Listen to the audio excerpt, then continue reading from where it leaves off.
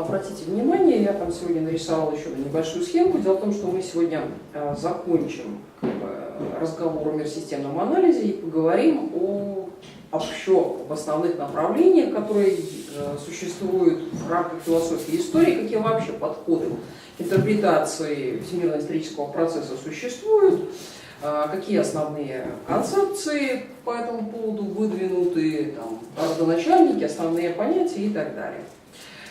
Опять же напоминаю, что мы в рамках вот этого подхода к осмыслению истории как всемирного процесса, да, как того явления, которое затрагивает большие массы, то есть народы, общества, сообщества и так далее. О личном истории, об интерпретации истории как исторического опыта мы с вами говорили раньше. Итак, возвращаясь к мирсистемному подходу. Да, мы с вами в прошлый раз успели поговорить, что важнейшими понятиями в рамках мирсистемного подхода, собственно, являются мир-система, мир-экономика, центр, периферия и полупериферия.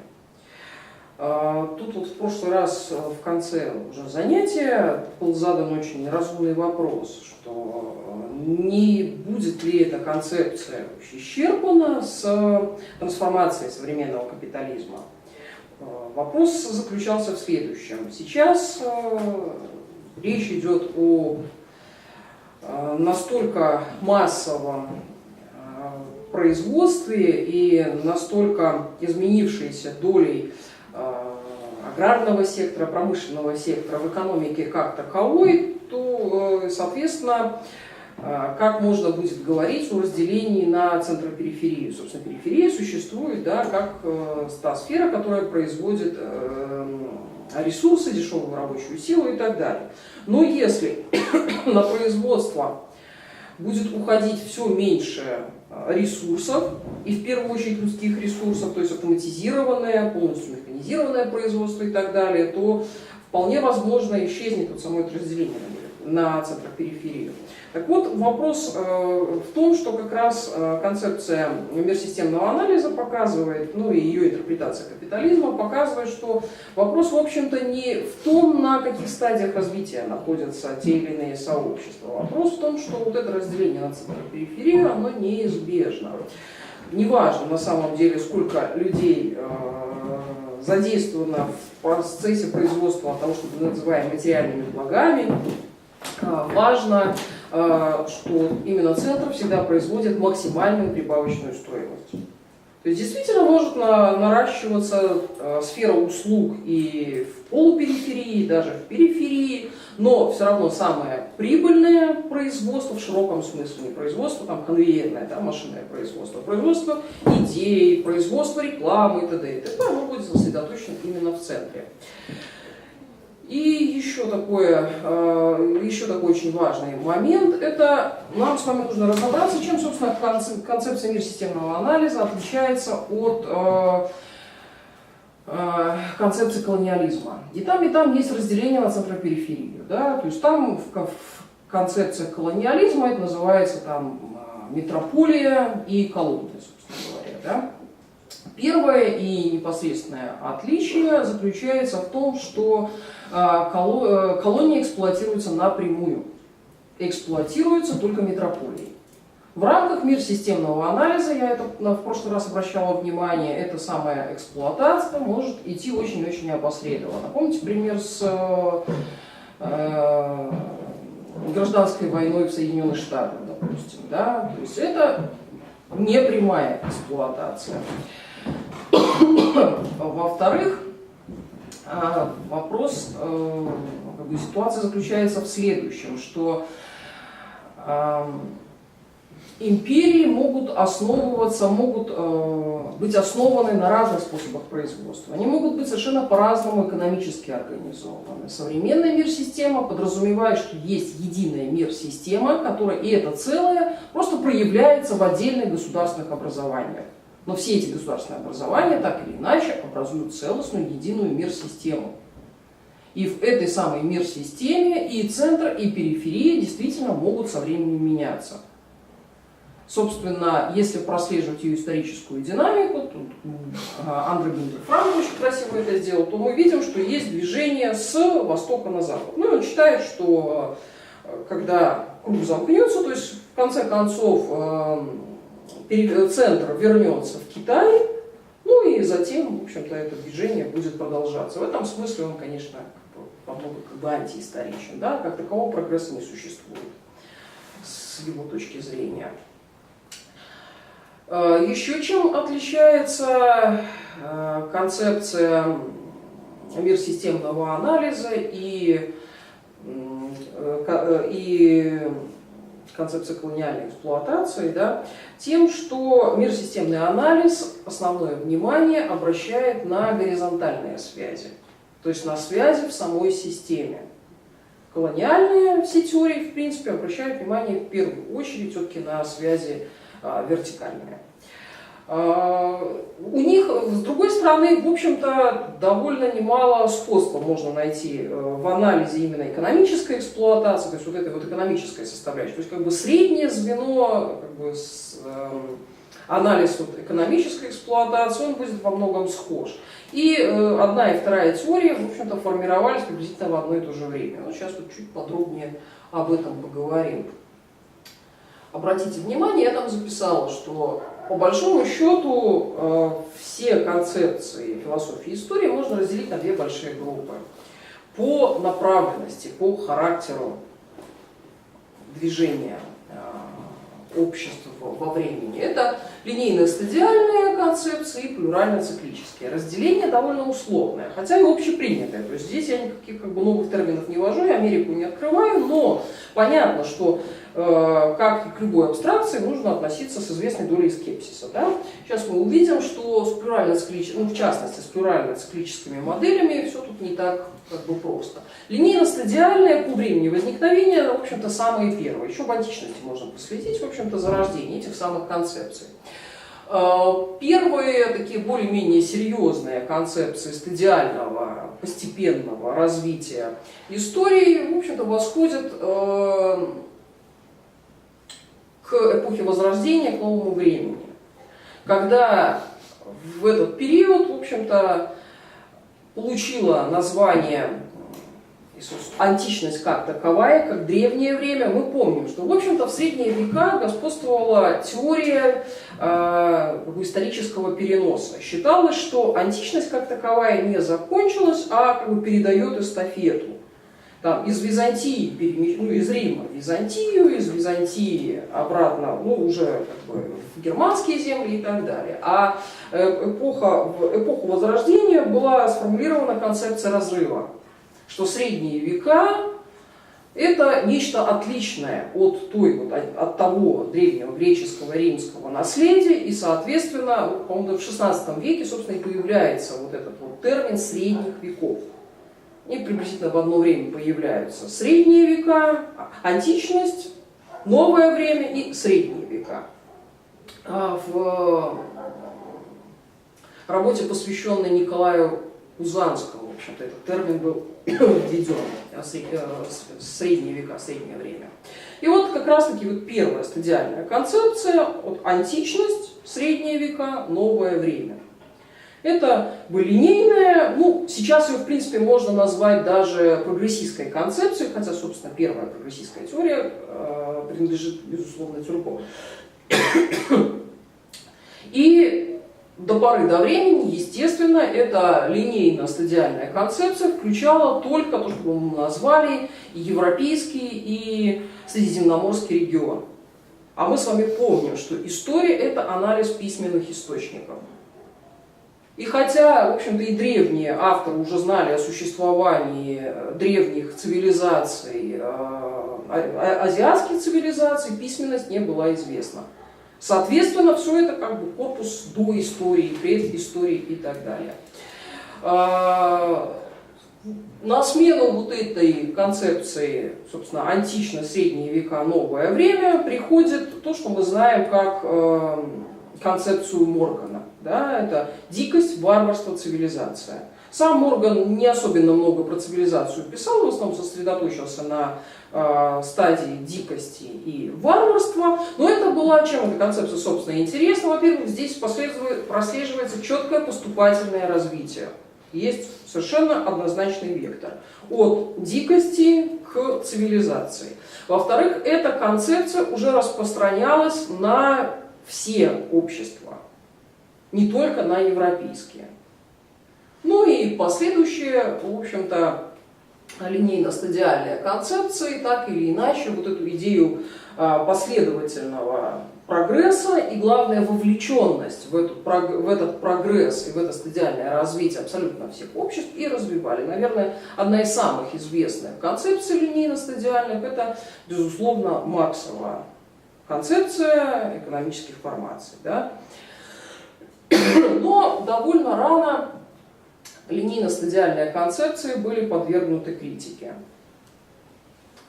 И во многом, конечно, ну, поскольку концепция Маркса и Энгельса, тут мы Энгельса не забываем, потому что он очень много исторических, относительно исторического материала работал, и, соответственно, тут его вклад безусловен. Сразу возникли вопросы, естественно, во-первых, о направленности. Да, обязательно ли переход от одной стадии к другой обязательный переход от одной стадии к другой? Или есть общества, которые проходят это развитие, а есть общества, которые застывают на определенной стадии, формации, этапе, в данном случае неважно, как мы это ни назовем. Вот это первый большой вопрос. Второй, распространяется ли эта концепция, в общем-то, на дописьменные общества? Они на какой стадии развития находились? И, наконец, еще один немаловажный вопрос, является ли это развитие сугубо прогрессивным. Ну, мы помним, что вот такой известный, в общем-то, классик философской мысли, как Руссо, тоже основываясь во многом таком линейно-стадиальном принципе, говорил, что наоборот, мы регрессируем. И, соответственно, то есть, то, что мы называем техническим прогрессом, является регрессом в моральном и в культурном смысле. И отсюда вопрос о критериях этого самого прогресса и, соответственно, вопрос о критериях исторического развития. И, наконец, поскольку марксистская теория, марксистская в широком смысле, да, Марксово-Энгельсова теория очень серьезно подвергалась обсуждению и в рамках советской исторической традиции, в рамках западной традиции. Ведь какая интересная штука. В общем-то, согласно Марксовой теории, общество, во-первых, общество последовательно проходит эти стадии развития, да, от первобытно-общинной ко всем, в общем-то, последующим, Марксову самую пятичленку, которую все знают, не имеет смысла на ней останавливаться. Так вот, буквально сразу возникли вопросы. Ну и второй здесь, так сказать, подпункт. Мы помним, что согласно Марксовой теории сдвиг между формациями происходит когда? Когда максимально развиваются производительные силы. Вот эти вопросы, которые, собственно, были проанализированы уже Энгельсом, показали несоответствие между историческим процессом и исторической теорией, предложенной марксизмом. Первое расхождение заключается в том, что относительно чего потом был доработан тот самый азиатский способ производства, да, из азиатских деспотий, из азиатского способа производства никакое античное общество, то есть античный способ организации, не выкуплился. Точно так же непосредственно из античного способа производства феодализм не вытекает. И тогда была предложена доработка, собственно, вот этого линейно-стадиального подхода, согласно которому из первой формации, в общем-то, напрямую, отдельно, независимо друг от друга, могут вытекать и античный способ производства, и феодальный способ производства. То бишь, собственно, феодальный способ производства приходит в Европу и организовывается не из римского наследия, а из того варварского, дикого состояния, с которым в Европе появляются германские племена. Это уже показывает на то, что вот этот линейно-стадиальный принцип не совсем работает. Или работает не так, как полагали его авторы. И, соответственно, есть уже хотя наблюдается некая плюральность, вариативность исторического процесса. Ну и, соответственно, может быть поставлена под сомнение вся вот эта развертка. Еще один принципиальный момент — это касательно того самого способа производства. То есть в момент смены формаций он совершенно не пребывает на таком высоком уровне. Если посмотреть всю историческую литературу, то мы видим, что как раз это упадок, то есть падение Римской империи, да, это упадок, это обнищание, это депопуляция, ну, особенно что касается периферии. И, соответственно, это тоже этот принцип, то есть переход от формации к формации тоже может быть поставлен под сомнение. Но линейно-стадиальные концепции после того, как были довольно серьезно раскритикованы, продолжили свою жизнь уже в ином обличии, но тут мы пока что называется, отечественная историческая традиция шла в ногу со временем, а потом стала хромать, потому что вы понимаете, что господствующей теорией, которой придерживались и отечественные историки, была как раз, собственно, марксовая теория. Да? И у нас такой скачок уже происходит в 90-е годы.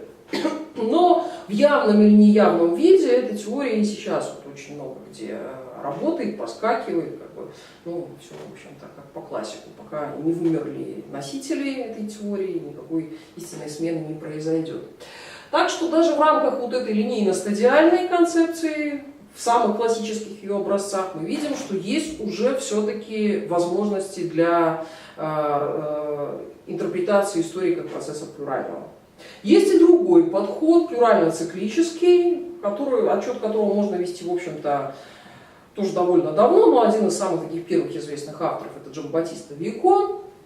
Но расцвет плюрально-циклических концепций, это, конечно, 19 век, это Шпенглер, Данилевский, Тойнби и же с ним. Что собой представляет история? Это процесс смены культурно-исторических организмов. Они могут по-разному называться: культуры, цивилизации и т.д. и т.п. Но смысл в том, что эти культурно-исторические образования проходят определенный жизненный цикл, угасают, либо не оставив наследников вовсе, либо лишь опосредованно передав свой опыт чему-то другому. Тут просто несколько связаны еще и диффузионистские концепции. Ну вот так тоже, постольку-поскольку. В рамках плюрально-циклического подхода к истории тоже не все так просто и гладко. Дело в том, что там, видите, два символа у меня нарисовано. Тут еще третий надо было нарисовать, ну ладно. Там от линейно-стадиального идет стрелочка и значок. Это квантор общности, да, из логики. То есть смысл в том, что эта модель применима ко всем обществам. То есть даже если мы говорим, что переход, то есть все проходят не одинаковые вот эти стадии с одинаковым хронометражем, да, то в общем и целом общество развивается стадиально. Это главная посылка. Что там за стадии, как осуществляется переход, это уже вторично. Что касается плюрально-циклических моделей, то здесь там должно было быть две стрелочки. Первая стрелочка должна была заканчиваться единственным вот этим значком, квантором множества. То есть предполагается, что существует множество путей исторического развития. И на этом можно ставить точку. Какие здесь сразу возникают серьезные методологические проблемы? Естественно, если это абсолютный плюрализм, как мы можем говорить о критериях прогресса или регресса, как мы можем говорить вообще о каких-то факторах исторического развития, если для каждого культурно-исторического организма они будут свои? Здесь сразу вопрос релятивизма ставится ребром. И вопрос о единстве человечества как такового. То есть это довольно глобальная такая проблема. И второе, вот то, что я, собственно, обозначила, эти плюрально-циклические концепции, этот плюрализм, в принципе, сводят все-таки к некому единству. То есть действительно можно говорить о том, что история развивается посредством вот этих множеств, То есть каждое общество, каждая там, нация, этнос или историческое образование проходит свой цикл развития. Но на смену ему приходит какое-то иное историческое образование, которое, грубо говоря, принимает этот предшествующий опыт, иногда напрямую, иногда крайне опосредованно, ну и история движется, в общем, то есть мы ее можем выстроить так достаточно как бы аналитично, да? То есть мы можем, то есть прогресс некий существует, смена происходит вот этих уникальных, независимых друг от друга историко-культурных образований, но в конце концов некий все-таки там как бы прогресс и формирование единого человечества в принципе допустимо. Не обязательно, но возможно. Тут я делаю логическую паузу, есть ли вопросы, потому что сейчас пойдем разбирать конкретные концепции. Ну, на мой взгляд, пока все было достаточно понятно. К 50-м, 60-м годам формируется целый блок новых теорий, новых способов интерпретации исторического прогресса и исторического процесса, собственно, которые уже исходят не сколько из переинтерпретации того исторического материала, который был получен в ходе развития исторической мысли, сколько спровоцирован запросами сегодняшнего дня. Очень даже такая интересная, конечно, ситуация в исторической науке, когда история пытается объяснить не сколько прошлое выстроить, сколько сегодняшний день и даже будущее. Собственно, это время 50-60-е годы, это время возникновения футурологии, да, тоже такой очень интересной дисциплины. Почему, откуда этот скачок? Ну, тоже, в общем-то, понятно, он связан. То есть 30-е годы это, в принципе, конец дискуссии по вопросам марксизма, его плодотворности, его исторической как бы, доказательности и так далее. А потом уже следующая фаза 50-е, 60-е годы. Здесь два момента, на котором с чем связан этот перерыв. Это, конечно, естественно, перерыв на мировые войны и преодоление наследия, да, это как бы самоочевидно. Ну и второй момент, к 50-м, 60-м годам уже довольно серьезно оформляются и получают институциональное оформление большинство дисциплин, которые так или иначе занимаются историей и развитием общества. Это и история, это антропология, это социология, ну и целый ряд там смежных дисциплин. Плюс к тому, в рамках самой истории, естественно, очень серьезный прорыв. Вы помните, 19 век, это вообще время истории, не только ее методологическое оформление, но и открытие целого пласта исторического времени. Это расшифровка письменности древних государств. 1822 год, Шампольон сумел найти ключ к переводу египетской письменности. Да? Ну и после этого довольно серьезный прорыв, начатый, в общем-то, еще в начале 19 века с прорывом египтологии, ну, который, собственно, закончился расшифровкой языка и открытием как бы, целого периода исторического. То есть, представьте, насколько время историческое увеличилось, да, то самое письменное время, то есть время собственной истории, ну и огромное количество как бы, археологического материала и расшифрованные языки хетские, ассирийские и так далее. То есть довольно серьезный такой массив, который позволил проследить там, время возникновения человечества, простите, не время возникновения человечества, время возникновения цивилизации, разных способов возникновения цивилизации и так далее. Ну и на, естественно, как бы на всю эту обработку, осмысление тоже должно было уйти время. И вот, наконец, в 50-х, 60-х годах, уже в послевоенное, довольно уже сытое время, появляется новый вариант линейно-стадиальной концепции. Это теория стадий или теория стадий роста, Ростов. Очень интересная версия, очень популярная, очень авторитетная в свое время. То есть Ростов говорил о том, что абсолютно все общества, ну, общество-государство в этом смысле, да, то есть мы общество так достаточно широко понимаем, проходят определенные стадии. 5 он их насчитывал, и так или иначе все общества являются развивающимися. И неважно, на какой стадии оно находится сейчас, рано или поздно оно, наконец, дойдет до самой высшей стадии развития.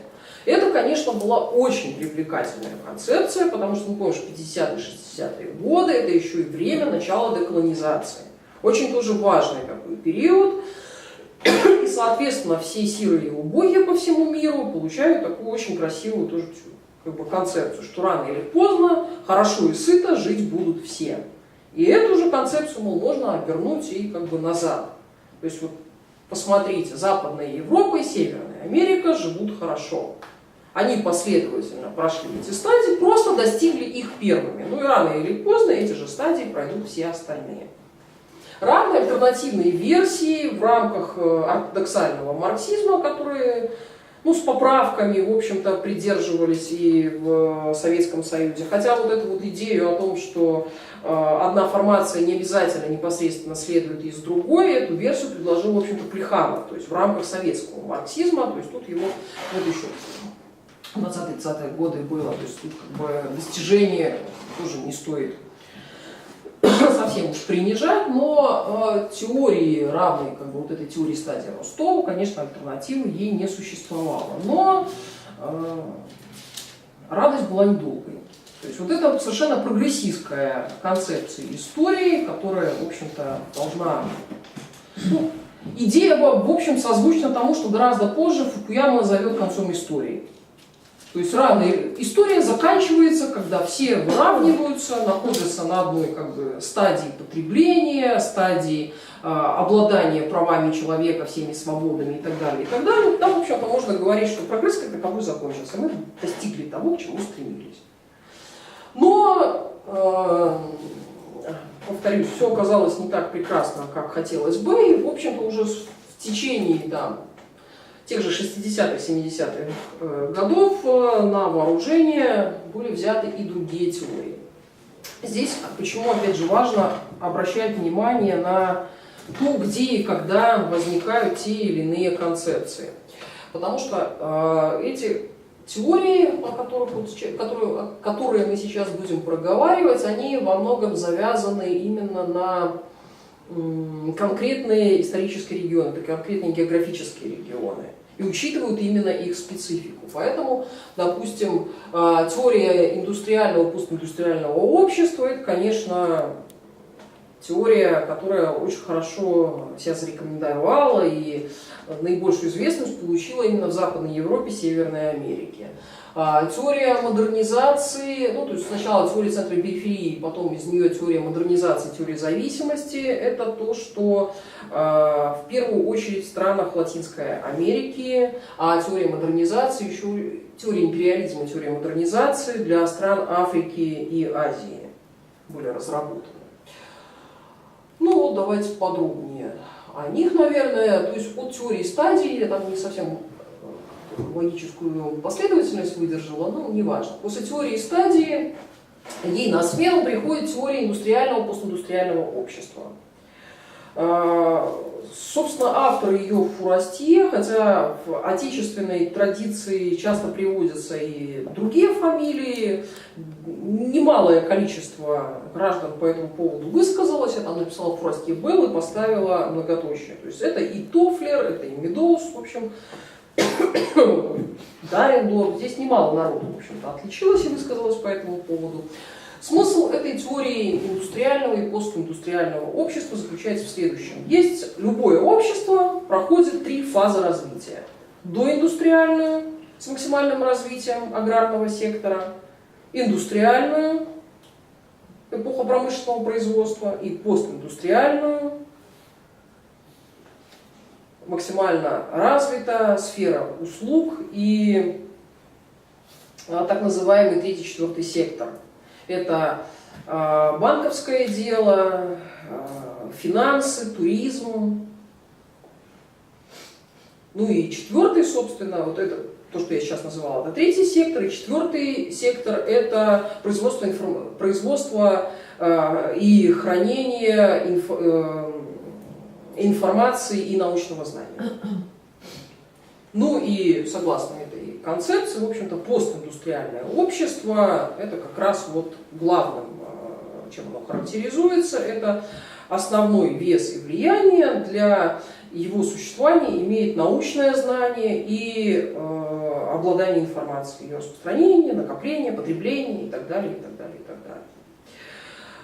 Эта концепция индустриального, постиндустриального общества известна и в социологии. Собственно, в исторической науке она изначально воспринималась достаточно скептически, хотя, как вы видите, в ней есть все-таки, ну, во-первых, она совершенно четко вписывается в вот эту линейно-стадиальную интерпретацию исторического развития. То есть какие ее плюсы? Плюс в том, что она пытается описать вот это новое состояние, новое историческое состояние, и пытается дать прогноз на будущее, выделяет факторы, которые приводят к смене индустриального общества постиндустриальным, отличие индустриальных обществ от постиндустриальных и так далее. Очевидный недостаток – это слишком слабая детализация, если уж так говорить. Потому что индустриальное общество 17 века, первой половины 18 века, Англия, индустриальное общество, которое есть сейчас в современной Беларуси, очевидным образом отличаются. Да? Но проследить эти отличия в рамках этой концепции достаточно сложно. Ну, то есть можно говорить, что ну да, здесь определенная примесь уже и постиндустриального, но в каких долях ее исчислять. Собственно, почему одни общества прошли эту фазу, другие нет, это все большой вопрос. Ну и самое главное, собственно, основная претензия историков, это то, что все общества, представьте, от возникновения человечества или пусть позже, от возникновения цивилизации и письменной истории до как минимум 15-16 века, это все один большой период до индустриальная эпоха. То есть Китай эпохи Хань, греческая цивилизация классическая, это все одинаковое, доиндустриальное. То есть слишком уже здесь большими фазами все проходит и слишком узок тот критерий, по которым мы отделяем одни эпохи от других. Что интересно, теория индустриального, постиндустриального развития, или теория постиндустриального общества гораздо даже больше отклик получила на постсоветском пространстве и в пространстве развивающихся государств. Ну, оно где-то чисто психологически, не с научной точки зрения понятно, всем хотелось постиндустриальное общество, да, и переход туда. Но когда в 1998 году вышла книжка «Новая постиндустриальная волна на Западе», ее составитель, у меня, к сожалению, вылетело просто из памяти, все сейчас скажу, из памяти, иноземцев, собственно, ее составитель проинтервьюировал тех западных авторов, кто, в общем-то, поддерживал и создавал теорию постиндустриального общества, а это, сами представляете, люди, живущие в Северной Америке и Западной Европе, в первую очередь, он у них спрашивал, считаете ли вы, что в настоящий момент живете уже в постиндустриальном обществе, которое, напомню, должно было наступить еще в 70-х годах, согласно этим же прогнозам, да? Тофлер, Футурашов, это 60-е годы вообще. То от Фукуямы до всех прочих сказали, что нет, они считают, что они живут в том же индустриальном обществе, но просто высокоразвитом. В крайнем случае с элементами постиндустриального. Можно, конечно, сказать, что между 98 и 2017 тоже немало времени прошло, что сейчас, конечно, каждый год усиливается информатизация и доля того самого четвертого сектора, но то есть уязвимость этой концепции, даже применительно к тем обществам, ради которых они создавались, уже очевидна. И в этом смысле вот эта линейно-стадиальная концепция общества, которая была предложена теорией индустриализации и постиндустриализации, тоже оказалась так весьма и весьма слабовато. Не говоря уж о том, что до этого самого постиндустриального общества с тех пор в принципе, не дошло ни одного другого общества. И опять же, в рамках этого подхода крайне сложно сказать, а может ли быть деиндустриализация? То есть когда страна развивается, то есть мы можем проследить развитие Европы действительно от доиндустриального к постиндустриальному. Но возможно ли ситуация, при каких условиях, когда происходит откат в этих самых технологиях, за счет чего он происходит? Вот на этот вопрос данная теория не отвечает, в общем-то, принципиально. На смену или как альтернатива теории индустриального и постиндустриального общества приходит теория модернизации. Вообще изначально она, опять же, была сформулирована в рамках социологии для решения собственных проблем. То есть общество модерна — это современное общество, то есть то, что изучает, собственно, социология. И как современное общество описывались только общества, опять же, Западной Европы и Северной Америки.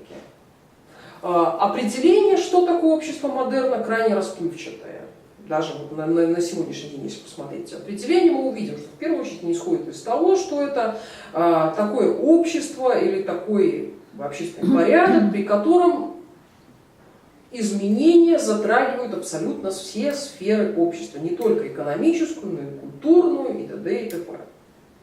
То есть это общество, пребывающее в постоянной динамике и изменении, и для которого характерны демократия, частный капитал, свободная конкуренция, свобода мысли, высказываний и так далее.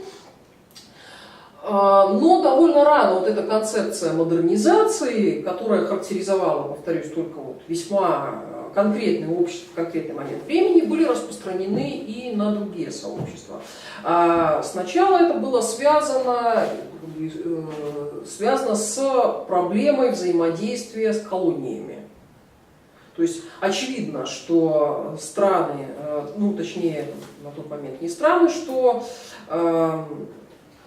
сообщества Африки, то есть африканские колонии, находятся на ином по сравнению с метрополиями уровне развития. И стоит задача модернизировать. То есть эти сообщества мыслятся как архаичные, примитивные. Задача их модернизировать, подтянуть до своего уровня. Отсюда, собственно, теория модернизации. Да?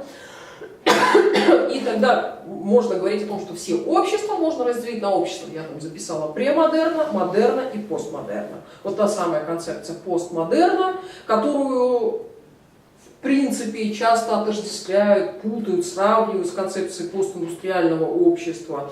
Это во многом просто разные грани одного и того же феномена. Это попытка описать то общество, которое сформировалось, начало формироваться, то общество, тот способ производства, способ коммуникации и так далее, который начал формироваться после Второй мировой войны, то есть начиная где-то там с 50-х, 60-х годов. Вот эта раскадровка премодерн, модерн и постмодерн по фазам фактически накладывается на доиндустриальное, индустриальное, постиндустриальное. Разница в основном в том, что в теориях индустриального и постиндустриального общества за основу берется сугубо экономический фактор. Теория модерна пытается учесть большее количество факторов. Но точно так же, как теория постиндустриального общества, теория модернизации потерпела такой же крах. Попытка модернизировать так называемое отсталое сообщество породила концепцию догоняющей модернизации. С чего она исходила? То есть, поскольку, опять же, мы в рамках вот этой линейно-стадиальной модели, то есть предпосылки следующие. все человеческие сообщества развиваются в одном направлении, но с разной скоростью. Рано или поздно все, конечно же, доберутся до высокой стадии развития.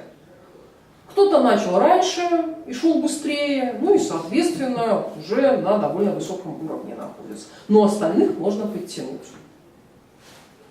И они могут сократить вот те самые отсталые, развивающиеся, периферийные страны и так далее. Это отставание до развитых стран могут сократить очень быстро. То есть на то, что, допустим, Европе понадобились там столетия, можно сократить за десятилетия. Почему? Мы уже знаем этот путь, мы обладаем технологиями, мы их можем передать, и, соответственно, скоро наступит всеобщее счастье и благоденствие. Технологии не только экономические, но и культурные, да, культурные, политические, социальные и так далее. То есть, когда, и, соответственно, вот эта вот догоняющая модернизация говорит об абсолютном и относительном отставании, да, что абсолютное отставание будет преодолено за счет вот этого относительного. Сразу скажу, что вот эта концепция догоняющей модернизации тоже была очень популярна, особенно вот во второй половине 90-х, начале 2000-х годов, когда действительно с этим носились как на уровне международных серьезных организаций типа Всемирного банка, так и на уровне чаяний и ожиданий там, простого народа, да, в кавычках простого народа, поскольку действительно она предполагала такой достаточно четкий и понятный сценарий, что там за 20-30 лет все отставания могут быть ликвидированы, что вот это отставание оно не является системным и необходимым, а может быть преодолено. Но жизнь показала, суровая империя показала, что все не так. Что, видимо, все работает немножко по-другому. И, соответственно, опять на пик вышли вон те плюрально-циклические модели, которые говорят о том, что ничего подобного, нет никакого единого вектора развития, никакой стадиальности в развитии мы наблюдать не можем, а есть альтернативные, независимые друг от друга векторы развития, варианты исторического процесса. И тогда все вспомнили, что была такая совершенно чудесная теория империализма. Еще в начале 20 века сформулированная, даже раньше немножко сформулированная Гиббоном. На него очень много ссылался Ленин, но точно была такая востребованная концепция. Гиббон прописал очень простой и понятный тезис, что капитализм развивается за счет гиперэксплуатации, то, что условно можно назвать периферией.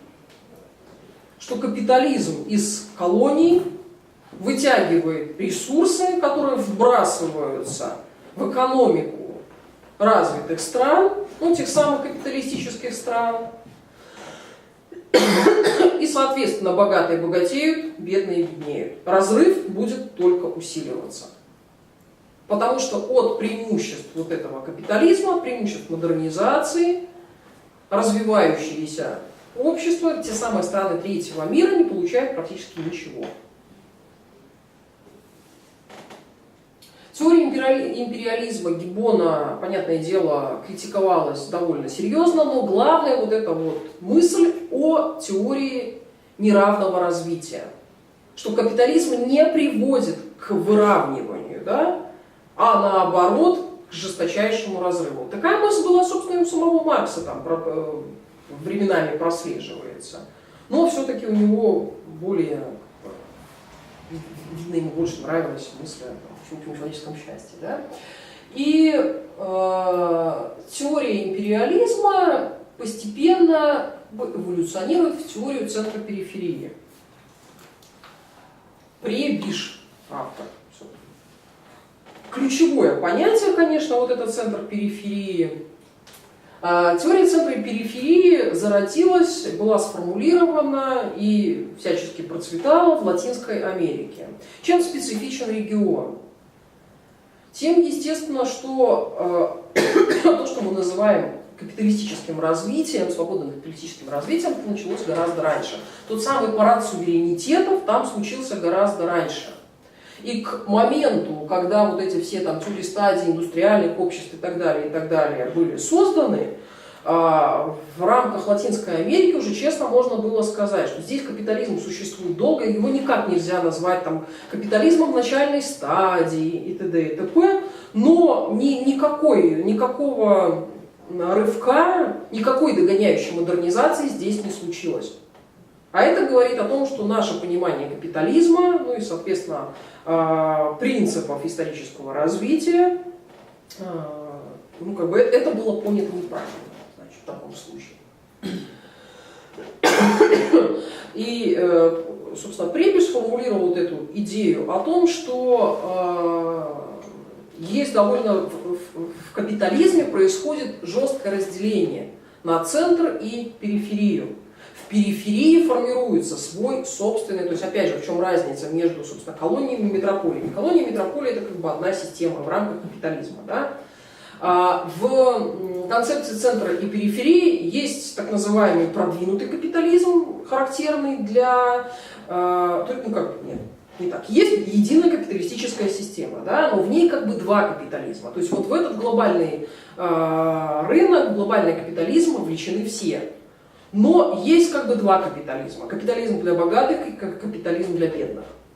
И вот, собственно, в Латинской Америке, в странах с совершенно очевидным капиталистическим, ну то есть опять же, помните, что мы еще говорим до вот этих всех популистских режимов времени, да, то вот этот капитализм, который возобладал в Латинской Америке, не приводит скорее к все большему отставанию, к большему обнищанию. То есть ни новейшие технологии, ни процедурная демократия не приводят, собственно, к формированию там, той самой как бы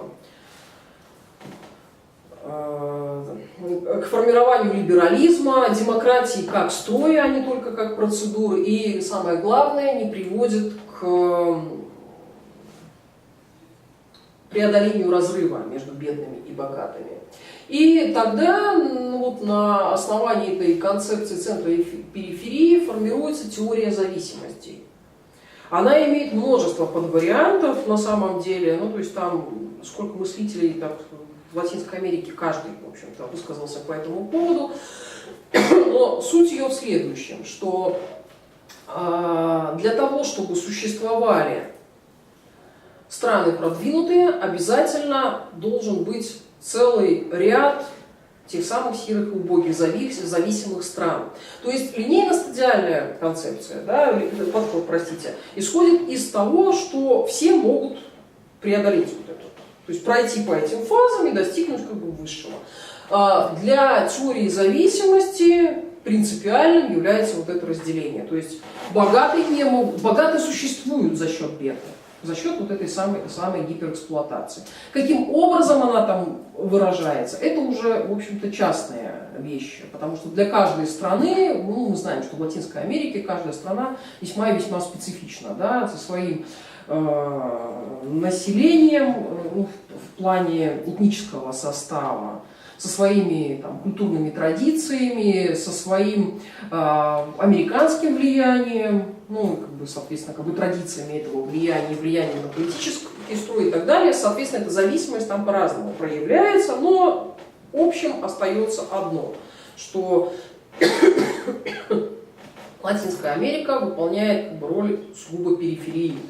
И, собственно, в центр перейти не может. И из вот этой теории зависимости, собственно, и развивается, как одной из частных систем, развивается мир-системный анализ. Помните, я в прошлый раз упоминала такого автора, и сегодня уже о нем говорила, Андре Гундер Франк. Человек, который очень много работал в Латинской Америке, и как только были там опубликованы первые работы по мир-системному анализу, он, в общем-то, эту теорию всячески поддержал и стал развивать, что для того, чтобы, то есть, что ему конкретно, он у нас просто относится и к авторам теории зависимости, и авторам мир-системного анализа. Ну и основной как бы пафос теории зависимости мирсистемного анализа был направлен как раз на теорию стадий роста, на теорию модернизации и теорию постиндустриального общества, что для того, чтобы развивающимся странам, ну то есть первое, для того, чтобы развивающимся странам достичь страны развитой, им нужно найти, кого эксплуатировать. Только за счет вот этой эксплуатации они могут пройти такой же путь. Потому что капитализация богатых стран была осуществлена за счет гиперэксплуатации стран развивающихся. Всего-навсего. То есть просто сурово, со вкусом. И еще один момент, который он критикует в теории стадии роста, это то, что вот этот вот фактор, то есть в теории стадии роста, постиндустриальной, ну и всех, как бы, что из нее вытекает, да, фактор вмешательства развитых капиталистических государств никогда не учитывается. То есть они как бы описываются просто как общество проходит там, последовательно от одного к другому. А вот этот вот фактор вмешательства, тот факт, что современная капиталистическая система уже существует, сложилась и определяет развитие всех развивающихся стран, это упускается из виду. То есть, грубо говоря, страны,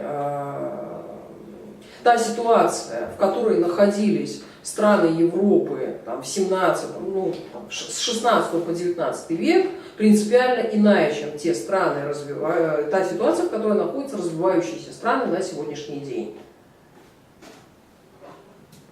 То есть тогда не было гиперэксплуататоров, сейчас они существуют. И это надо учитывать. Так, о мирсистемном анализе мы немножко с вами поговорили. Ну да, и, собственно, теория зависимости и мирсистемный анализ огромное внимание обращает на горизонтальные связи, а не на вертикальные. Но вместе с тем здесь есть очевиднейшее слабое звено, уязвимость концепции, что как бы теория зависимости, что мир системного анализа. Ну, во-первых, понятно, что теория зависимости очень сильно привязана к определенным регионам, к той самой Латинской Америке. И понять, насколько она адекватно работает для всех прочих, довольно сложно. Это первое. Второе, сосредоточившись на вот этих вот горизонтальных связях, мир системный анализ не смог выстроить какую-то внятную логическую концепцию исторического процесса, что называется, от древнейших времен до наших дней. В общем-то, все закончилось тоже такими же довольно абстрактными, ну, весьма хлипкими построениями, как ну, что у Wallerstein были эти мини-системы, а потом мир империи и мир экономики. Множество вопросов возникает, как бы, ну, от, собственно, определений, как бы, все-таки мир империя как Римская империя и мир империя как Британская империя — это совершенно два разных культурных образования, культурных, исторических, экономических и так далее. А они носят одно, как бы, определяются одним и тем же термином. То есть в чем их различие, как проследить эту уникальность и так далее, и так далее. Ну и, опять же, все совершенно, то есть мир системный анализ сначала исходит из того, что нужно учитывать вот эту уникальность исторических образований, а потом точно такими же очень грубыми типологиями сводит все это многообразие, в общем-то, к трем таким же стадиям. Вот этот очень серьезный вопрос. Ну и один из главных, одна из главных претензий, что, в общем-то, мир системный анализ несколько, ну, в лице некоторых своих блестящих представителей несколько как бы аисторичен, поскольку... Спасибо большое. Нет, ну аккуратно. Поскольку вот этот вот во многом отрицает эту идею прогресса, идею развития. То есть, с одной стороны, да, мы, конечно, видим, что наше общество очевидным образом отличается, допустим, от античного общества. Но, тем не менее, каждое как бы сообщество проходит определенный вот тот самый цикл, да, возникновения, расцвета и упадка. И в этом смысле человечество никаких там сверхцелей, нет никакой там сверхцели, нет никакой версии, видения истории, когда будет некая глобальная история, когда будет некое единое человечество и так далее, и так далее. И, в общем, последнее, наверное, что на сегодняшний день существует в рамках современной исторической науки, ну, я имею в виду интерпретацию, опять же, вот этого как бы всеобщей истории, да, это глобально-стадиальная концепция истории. Как обычно, это попытка связать, ну, то есть взять все лучшее из каждой концепции и построить нечто универсальное. К сожалению, это очень благое, хорошее намерение, но обычно оно заканчивается построением нового Франкенштейна. Потому что понятно, что все то хорошее, что есть в концепциях, оно тесно связано со всем тем плохим, что есть в этих же концепциях. И, соответственно, притянув одно, мы как бы стаскиваем в кучу и все другое. В общем, глобально-стадиальная концепция истории исходит из того, что некая глобальная, ну, что сегодня можно говорить о истории глобальной, в том смысле, что все страны, сообщества, этносы так или иначе вовлечены в вот эту мировую систему. Ну, кто-то называет мировой экономикой, кто-то называет просто как бы глобальной системой и так далее. Это не важно. Что даже те племена в Амазонии, которые там еще не знают огня, колеса и так далее, они на самом деле в этой системе уже существуют. Почему? Потому что это, по большому счету, решение глобального сообщества не вмешиваться в их такое вот свое обычное положение. Да? То есть они имеют уже определенную нишу, вписанные в это глобальное разделение труда и культур, ну и существуют вот в каких-то вот своих определенных заданных рамках. И что вот это вот разделение, которое на сегодняшний день сложилось между развитыми странами, странами третьего мира, там, первобытными, полупервобытными сообществами, его нужно как бы просто зафиксировать, принять как факт, да, оно такое существует, мир плюрален, но, тем не менее, общество, хотим мы этого или нет, проходит определенные фазы развития. Практически не осталось обществ, не затронутых цивилизацией. И рано или поздно эти различия будут стираться. Просто не так быстро, как этого бы хотелось. Но в глобальной перспективе человечество все равно выйдет на какую-то единую проекцию. Что она собой будет представлять, этот вот единый путь, единый вектор. То есть, опять же, во многом вот наследует ту идею, что просто все идут разными темпами, но приблизительно в одном направлении. И мы уже достигли такого уровня глобальности, когда говорить о каких-то уникальных там путях развития уже просто не приходится. Любая вот эта уникальность уже вписана в универсальность. Попытки создать такие, ну как бы я там пометила, что иногда то есть глобально-стадиальная концепция истории тоже имеет как бы своих предшественников, это концепция исторической эстафеты.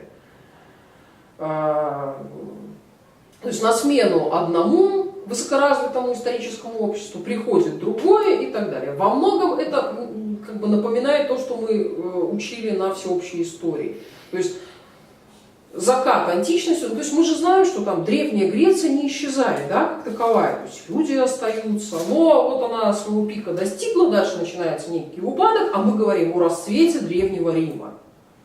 Падение Рима, ну сейчас уже не принято и не модно говорить о темных веках, это довольно справедливо, но новый скачок развития, новая фаза, как бы историческая эстафета переходит к какому-то другому историческому образованию, культурному региону и так далее. А на сегодняшний день, то есть об каких-то уникальных путях развития можно было говорить там максимум до 19 века. Да, очень долго Северная и Южная Америка развивались изолированно. Ну, это довольно такой как бы непреложный факт. Да? Но после того, как этот регион был вовлечен, после того, как произошла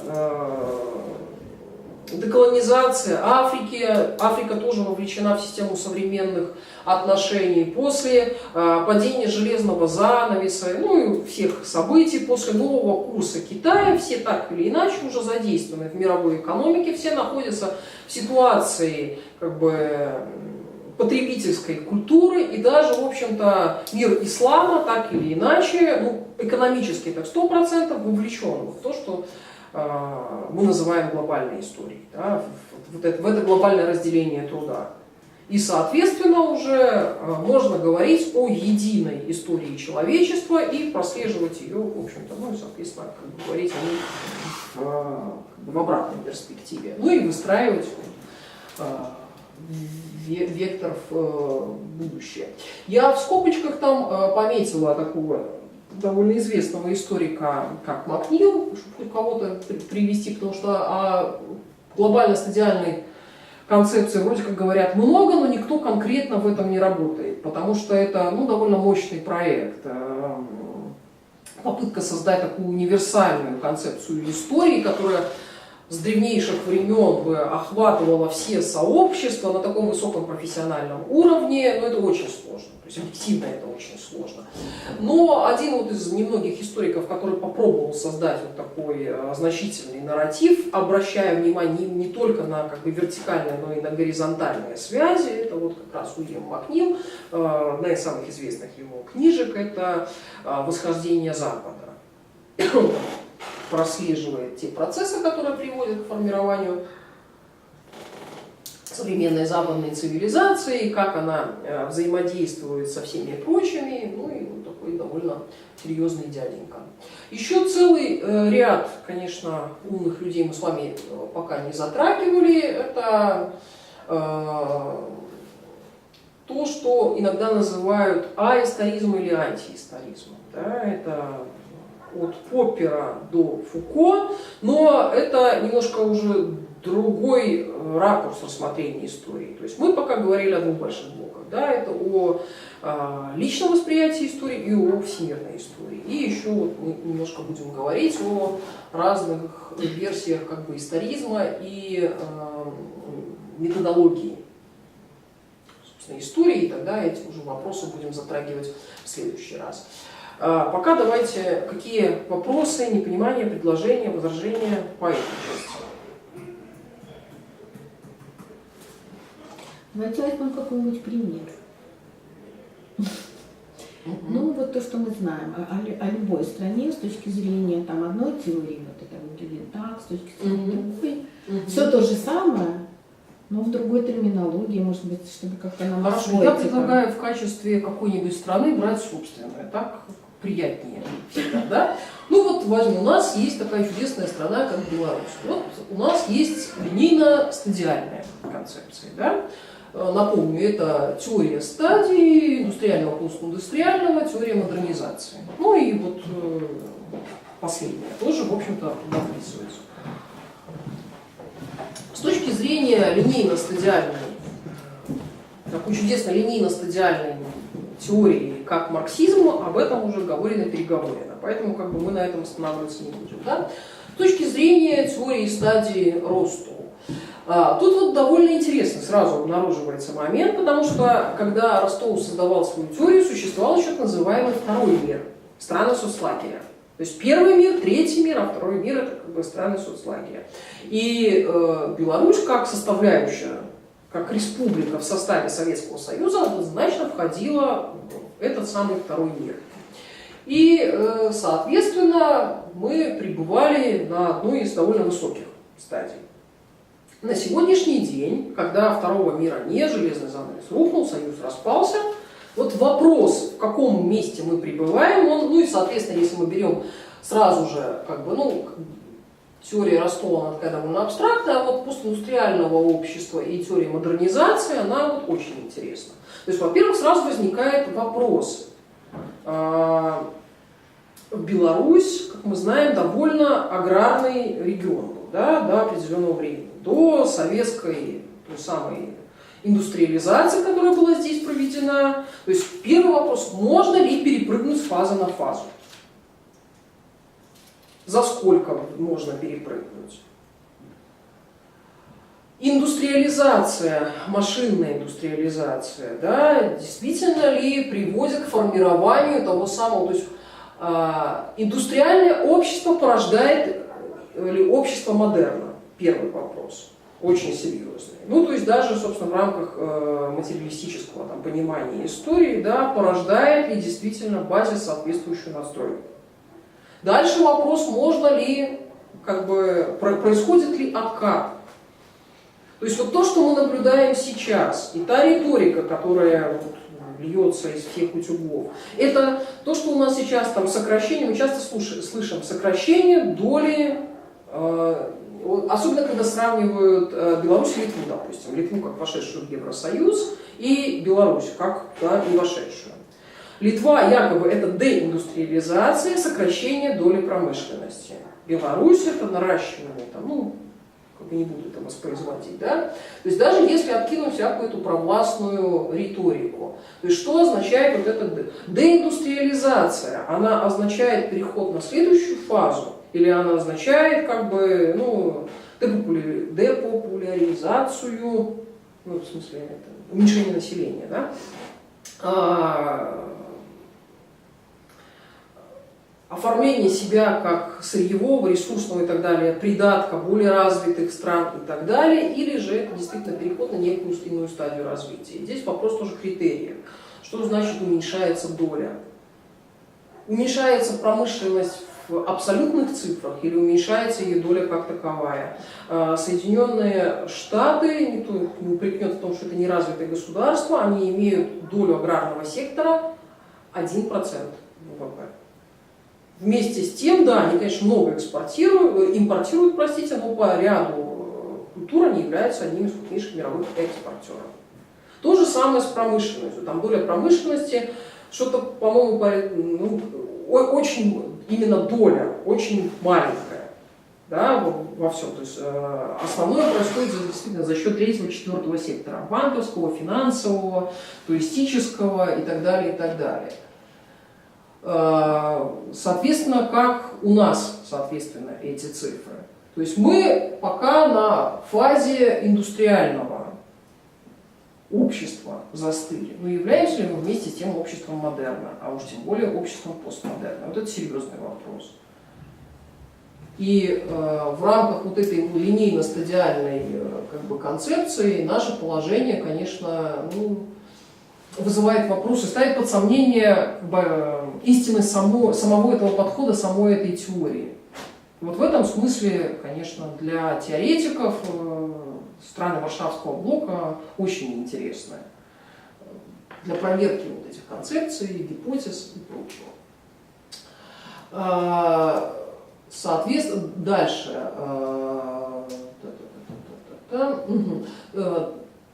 Соответственно, здесь же теория вот этой самой догоняющей модернизации. Применительно к нашей стране,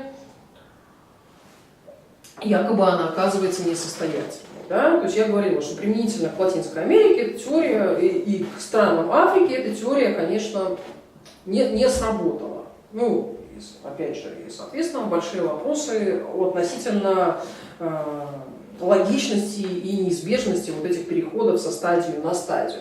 Но можно точно так же возразить, что такие чудесные страны, как ну, бывшего Варшавского пакта, как те же Чехия и Польша, вроде бы соответствуют вот этим критериям догоняющей модернизации. И в абсолютных, в относительных цифрах их разрыв с развитыми странами уменьшается. Если идти за чуть более дальними примерами, Китай тоже очень интересный пример. Китай, который задействовал все как бы, административные мобилизационные ресурсы, да, и, в общем-то, во многом по этой концепции догоняющей модернизации свое положение довольно здорово подтянул. И сейчас уже серьезный вопрос, на какой как бы, стадии он находится. Дальше. Что является вопрос, ну, возвращаясь к Беларуси и к вот этим линейно-стадиальным концепция. Что является определяющим, когда мы относим ту или иную страну к той или иной стадии развития? Наличие обладания технологией, их распространенность, сколько людей задействовано в каком секторе. В этом смысле Китай, безусловно, конечно, аграрная страна, но там, тем не менее, огромное количество людей занято и в аграрном секторе, и в индустриальном секторе, и в то, что принято называть постиндустриальном секторе. Ну и, соответственно, где они будут, куда их относить. Появляются такие интересные казусы, до нас это тоже добралось, поэтому привожу это как тоже такая непрямая эксплуатация, непонятный статус самого государства, когда оно, или часть его, часть земель берется в аренду неким еще государством. Ну вот Китай сейчас активно берет земли в аренду. В первую очередь, под сельскохозяйственную культуру. В Украине это есть, насколько я знаю, есть такие проекты и у нас. Они, по-моему, еще не реализованы, но запросы такие существуют. Это что, соответственно, возврат к аграрному состоянию или это скачок в постиндустриальное состояние? Ну, когда мы на голом месте производим просто прибавочную стоимость.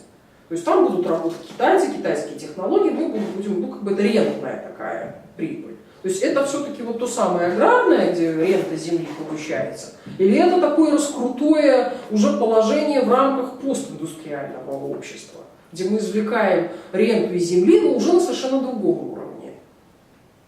То есть это тоже остается совершенно непонятным в рамках этой концепции. Опять же, потому что очень грубое деление. Потому что разные варианты вот этой индустриализации, постиндустриализации не учитываются.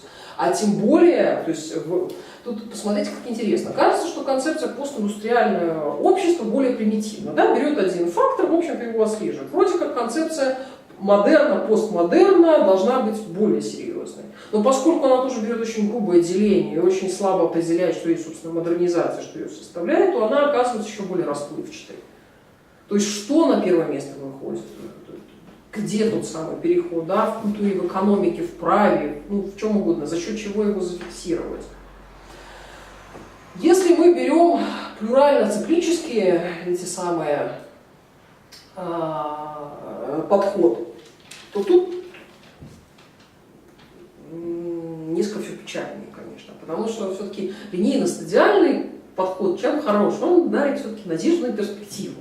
Рано или поздно, кто с отставанием, кто подхрамывая, но все к финишу доползут. Да? Такой нормальный, главное не победа, главное участие. А вот плюрально-циклический подход, он суров. Он говорит о том, что можно застрять там, где находишься, можно уйти, то есть вы уже как сурово, особенно по отношению, к Греции, да, вы уже свое, то есть ваш прорыв пассионарности был в Древней Греции, больше вам ничего в этой жизни не светит, да, нам в этом смысле несколько радости, у нас такого суперпрорыва не было, может, мы еще, конечно, впереди, мы еще просто не дошли до этой фазы, но в данном случае прекрасно на самом деле работает теория центра-периферии, мне применительно к нашему региону больше нравится, как работает не концепция модернизации, а теория зависимости. Во всех, опять же, ее проявлениях. И вот это вот разделение на центр-периферию по периферию, мне кажется, он более удачно описывает наше состояние. То есть Беларусь, можно говорить так, что Беларусь долгое время представляла собой европейскую периферию. Но за счет того, что какие-то определенные торговые пути, то есть за счет того, что она была все-таки вовлечена в несколько мир империй, определенное развитие происходило, и с определенной фазы она обрела все-таки статус полупериферии. Это уже, в общем-то, с советского времени, да? За счет своего территориального расположения и так далее. Но сейчас мы утрачиваем этот статус полупериферии. Вот тут тоже что интересно, то есть геополитика здесь отходит на второй план. То есть за счет новых технологий коммуникации положение, то, что раньше являлось определяющим географией, география это судьба, да, то это уже начинает преодолеваться. И, соответственно, центр и периферия зависят не сколько от конкретного географического положения, сколько от участия в международном рынке, в мирсистемном, точнее, разделении труда. В этом смысле Новая Зеландия или там Австралия должна быть абсолютной другой периферией. Они находятся далеко. Да, там проходят определенные морские пути, там есть свои ресурсы и так далее, но это просто несоизмеримо с тем, что, какие пути проходят через Европу. Но за счет участия за счет вот этого производства большого прибавочного продукта, за счет использования тех самых высоких технологий и так далее, как они формировались, это второй вопрос, они как раз относятся к странам ядра, ну, по крайней мере, Австралия, относятся к странам ядра, хотя является географической периферией. Мы в этом смысле несколько по-другому. То есть географически мы, конечно, где-то там в центре чего-то там, но поскольку география уже не играет такой роли, мы являемся уже скорее периферией. И в этом смысле даже периферией.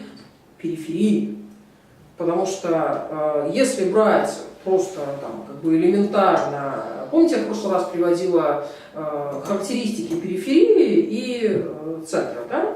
То есть там было четко по сырью, по рабочей силе, по собираемости налогов и так далее. Ну, вот по всем этим характеристикам мы относимся скорее к периферии. Периферии чего? Естественно, как бы вот этого самого славянского, ну, как бы к российской скорее периферии. А в то время как сама Россия, ну, как бы сфера ее влияния является тоже периферией. Если посмотреть, что производится, что поставляется, какое участие в мировом рынке и так далее, и так далее. То есть мы образуем определенную такую подсистему. Вот, наверное.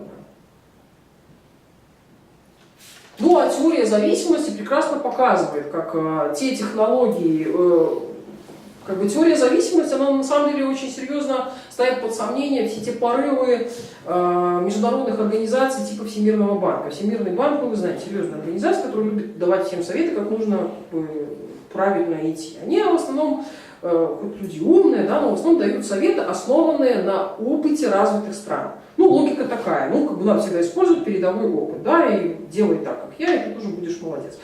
А как раз на примере Латинской Америки, ну, особенность Аргентина, да, это одно из любимых детищ Всемирного банка. То есть Аргентина очень долго последовательно выполняла все требования Всемирного банка и загоняла себя в все большую рецессию. Потом, правда, они там тоже немножко сошли с ума и, как бы, и сами там тоже молодцы постарались. Но это вот был классический пример того, что, ну, как бы демонстрация той самой теории зависимости. Что те капиталистические законы, принципы, нормы, которые действуют для одних сообществ, не всегда, ну и там для одной определенной исторической фазы, не всегда применимы в других сообществах и на другой исторической фазе. И теория зависимости у нас тоже, в общем-то, неплохо показывает, что капитализм, там, рынок и т.д. и т.п. это очень красивые слова и часто абстракция, а за ними стоят не всегда понятные и прозрачные процессы. То есть не всегда с очевидным образом, ну, либо мы не так хорошо, на самом деле, круто знаем все эти законы, либо не все тут так очевидно и взаимосвязано, что может приводить к таким вещам, как, там, допустим, гибридный капитализм. Есть неплохие работы, опять же, в рамках основного мирсистемного анализа Оригию, Самира Амина, где они показывают, что для того, чтобы участвовать в мир-системе, совершенно не обязательно там, быть супериндустриальной страной. То есть всеобщей индустриализации не обязательно. Можно иметь определенный там, кластер для производства, определенный процент образованных людей, а остальные пусть ходят там, ну вот Африка один из типичных примеров, остальные пусть ходят дикие, необразованные, они нам не нужны. Вот и все. Чтобы получить из них потребителей, надо очень сильно вложиться, а ресурсы можно изымать и так, и тоже очень классно все. Потому что, собственно, концепция стадии роста, она во многом основывается на том, что задействуют все больше слои населения. Ну, вы помните, как индустриализация, коллективизация в Советском Союзе, да? Ну и ну, на самом деле и в Европе. За счет чего индустриализация происходит? За счет того, что люди приходят в города, да, уменьшается крестьянство, и, как бы, вот, и таким образом постепенно как бы задействуются все. А как бы теория зависимости, теория межсистемного анализа, они говорят, что нет, это совершенно не обязательно. Ну и вот, собственно, глобальная стадиальная концепция истории тоже говорят, что ну, можно и так существовать. То есть одни идут, как бы, очень большие разрывы между обществами или там государствами, ну просто на сегодняшний день национальное государство такая основная единица, поэтому как бы на него все время ссылаюсь.